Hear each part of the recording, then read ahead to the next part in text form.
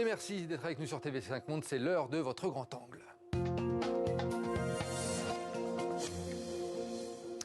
Europe, Chine ou encore États-Unis, plusieurs régions du monde connaissent des records de température cet été. Selon une étude, ce mois de juillet est en passe de devenir le mois de juillet le plus chaud jamais mesuré. On va en reparler dans un instant. Alors comment l'expliquer, mais aussi s'y adapter?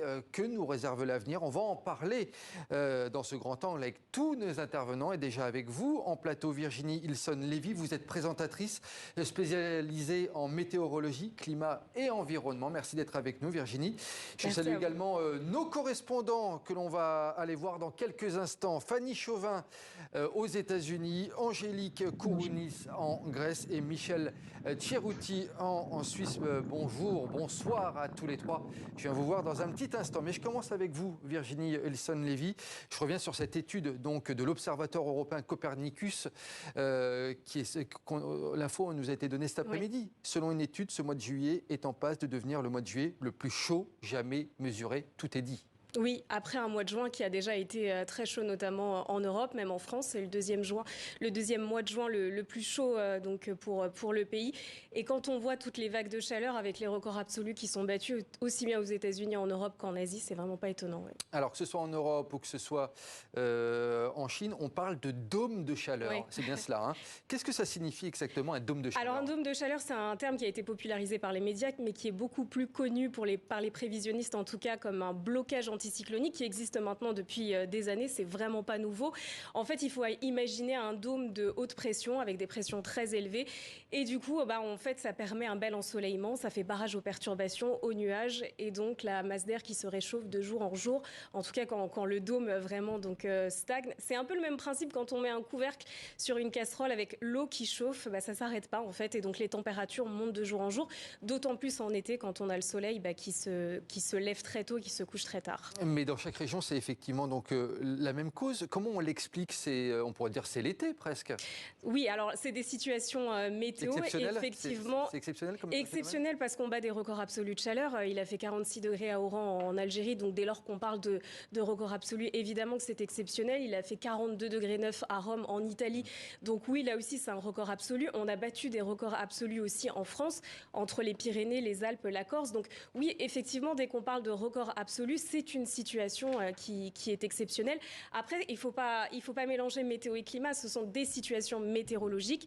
Pour le coup, là, on assiste à un réchauffement qui touche la globalité de la planète quasiment, puisque ça arrive au même moment, que ce soit aux États-Unis, en Europe ou en Asie.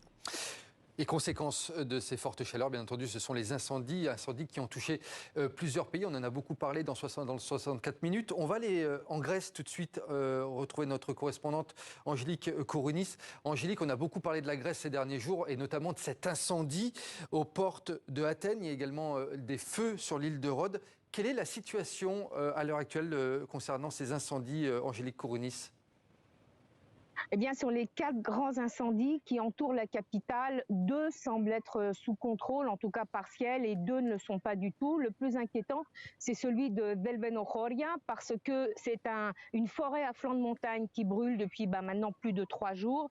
Les pompiers et les forces terrestres, parce que l'armée a rejoint la bataille, c'est très difficile pour eux d'accéder parce qu'il y a des ravins qui ne sont pas malheureusement encore cartographiés. Il n'y a que les canadaires qui peuvent lancer de l'eau. Or, les canadaires, quand la fumée est trop épaisse, dès qu'il fait nuit, ne peuvent pas voler. Pendant qu'ils ne volent pas, eh bien, le feu gagne du terrain sur la forêt. Alors, fort heureusement, il va y avoir 200 pompiers de différents pays européens qui vont venir donner un coup de main. Et déjà, depuis le début, il y a 31 pompiers roumains avec tout leur équipement qui sont également dans la bataille. Hier, il y a eu à peu près 47 départs de feu. Et depuis hier après-midi, vous l'avez dit, il y a un incendie assez important qui a éclaté sur l'île de Rhodes, dans le Dodécanèse, au sud-est de la mer Égée. Mais il ne menace pas des habitations. Alors, les incendies ont fait des dizaines et des dizaines de maisons complètement brûlées. Fort heureusement, il n'y a pas eu de victimes. Beaucoup d'animaux, en revanche, sont restés piégés par les flammes et il y a eu beaucoup d'évacuations. Merci Angélique depuis la Grèce. Je voulais qu'on aille en Suisse retrouver notre correspondant Michel Tchirouti parce que la Suisse a également été touchée par les incendies dans le Haut-Valais ces derniers jours. Michel Tchirouti, ce sont des incendies qui ne sont pas spécialement dus aux fortes chaleurs, hein, c'est bien cela ? Non, effectivement, je suis un petit peu en porte-à-faux avec les explications qui sont données ce soir, parce qu'il faut dire que la Suisse ne connaît pas véritablement une canicule. C'est bien un des seuls pays en Europe aujourd'hui qui est dans cette situation. On a connu une période de canicule il y a peut-être 2 semaines où les températures ont avoisiné 35 degrés en pleine, mais ça a duré quelques jours. Depuis, on est autour d'une trentaine de degrés, un petit peu moins, peut-être parfois, ce qui sont les valeurs normales. L'incendie pour l'été, donc l'incendie dans le Haut-Valais, lui, est dû à une conjoncture de différentes choses, c'est-à-dire qu'à la fois il y a une question de sécheresse parce qu'il y a un manque de précipitations depuis le printemps, il y a le fait qu'il y a eu passablement de vent qui a attisé les flammes et qui a fait se développer l'incendie, et puis il y a la topographie du lieu, c'est-à-dire que c'est une vallée où la pente est très raide et donc le feu agit comme un thermique en lui-même, c'est-à-dire que il crée de la chaleur, il crée de l'air chaud qui va enflammer ensuite les arbres un petit peu plus haut, et c'est très compliqué de le maîtriser. D'ailleurs à ce stade, l'incendie n'est toujours pas maîtrisé. Aujourd'hui, il a commencé mardi. On craint que via les souches, via le sol, cet incendie puisse continuer de se propager. Par conséquent, les pompiers sur place gardent un œil extrêmement attentif à la situation. Michel Tchirouti depuis la Suisse. Virginie Ilson-Lévy, on vient de parler des conséquences sur la nature de ces incendies qui sont parfois effectivement donc liés à cette vague de chaleur, mais sur le corps humain cette fois-ci. Quelles sont les conséquences ? Je voulais juste donner cette déclaration de l'OMS aujourd'hui. La chaleur extrême met les systèmes de santé sous pression. Donc c'est-à-dire qu'il y a des conséquences également sur nous et sur la santé des hommes. Oui, effectivement, on parle de température confort à 24 degrés. C'est la température avec laquelle en fait le corps n'a pas de stress thermique dès lors qu'elle dépasse les 24 degrés et qu'elle part dans les extrêmes, comme c'est le cas en ce moment avec plus de 40 degrés, que ce soit aux États-Unis ou en Europe. Et le corps va essayer tout simplement de se refroidir. C'est le mécanisme qu'on appelle tout simplement de la thermorégulation, c'est-à-dire qu'il essaie de garder une température à 37 degrés. Donc on va se mettre à transpirer évidemment, donc pour pouvoir se refroidir. Et ça touche plus particulièrement les extrêmes de l'âge. C'est eux qui sont les plus vulnérables, donc les enfants en bas âge et les personnes les plus âgées. Et justement, je voulais qu'on aille voir illustration de ce que vous dites, Virginie. On va aller voir Fanny Chauvin aux États-Unis. Fanny Chauvin, là aussi, il y a une vague de chaleur qui touche notamment l'est du pays. Il y a plusieurs choses qui ont été mises en place au niveau local pour justement lutter contre ces vagues de chaleur. Effectivement, même dans tout le sud des États-Unis, le thermomètre s'emballe et aujourd'hui, un quart de la population américaine subit des niveaux de chaleur dangereux pour la santé. Alors comme ailleurs, des records de température ont été battus, notamment dans la ville de Phoenix, dans l'Arizona, où depuis 19 jours, le thermomètre n'est pas descendu en dessous de 43 degrés. C'est du jamais vu. En Floride, la ville de Miami a émis sa première alerte de chaleur excessive. C'est historique. Les autorités locales prennent donc des mesures dans plusieurs États pour se rafraîchir. Les bibliothèques et les commissariats climatisés sont ouverts au public. L'accès aux piscines municipales est aussi gratuit. On distribue aussi de l'eau, de la crème solaire ou encore des chapeaux. Des mesures notamment pour aider les sans-abri qui sont les personnes les plus vulnérables face à ces records de chaleur. Fanny Chauvin, l'opinion américaine, elle est en train de changer actuellement par rapport à ce réchauffement climatique. Selon les derniers sondages, de plus en plus d'Américains disent prendre conscience du réchauffement de la planète. Effectivement, dans une étude récente de l'université de Yale, on observe une évolution des mentalités chez les Américains. Ils sont de plus en plus nombreux, soit plus de 70% à admettre qu'il y a un réchauffement climatique. Alors qu'on le sait, les États-Unis sont le deuxième pays le plus pollueur au monde et que de nombreux hommes politiques comme Donald Trump sont considérés comme climato-sceptiques. Mais il faut dire que le pays n'échappe pas aux événements climatiques avec ses chaleurs, mais aussi des tornades et des ouragans de plus en plus puissants. Les Américains sont directement touchés par ces désastres et donc aujourd'hui on observe même un surprenant degré de consensus dans la population.